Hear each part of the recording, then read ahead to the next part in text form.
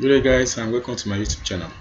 In our previous class we talked about the exempt function, which is called the average. So today we are moving on to another exempt function, which is called the count. In the count, it's just a similar method we apply here, but under the count here we normally count the specific exact record based on condition.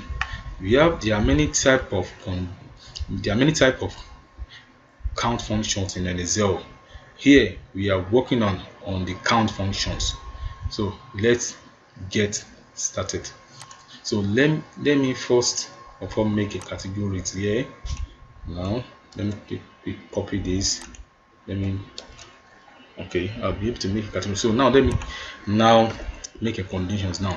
So what am I going to make condition on? So I want to make condition on let me say on supplies. Let me pick on supplies, right?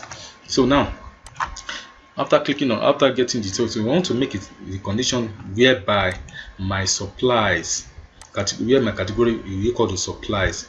Okay, let me change here to counts as well, because we are working on count now, not average, not the total. The total, so we are working on average. So I want my categories here that will equals supply by counting the category that is equal supply here. So now, the first step is to count, to click on the cell box here, go to our formula type and then click on formula insert function here, and then type the count. So it will give me the count formula. Okay, you can see now. Let's now make a conditions here. We want to count the number of supply in the column list, right? So on the database, we have to select the whole database first, as we usually do. Click on it, then highlight it. So we are able to select the whole database, right? So now on the field, I still want the total expenses, which is what it's because in the count function count numbers, right? So on my criteria field, right, I want my category which is equal to what same supply, right? Wow, so you can see, so definitely it's telling me that we have category under supply. So we have 4 numbers of what supply that is under category. So if you want to count it here, you can see you can as well use a simple short. Let me use this control find. Let me type supplies, right? We can count it. You see 1 2 3.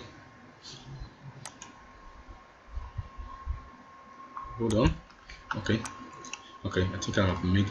Okay, we have supplies 1 here, supplies 2 here, right? Supplies 3.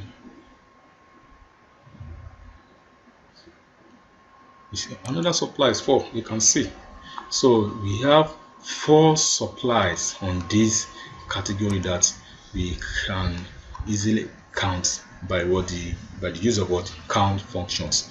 So let's change it to advertising to see the number of advertising on the list as well. So you can see that we still have 4.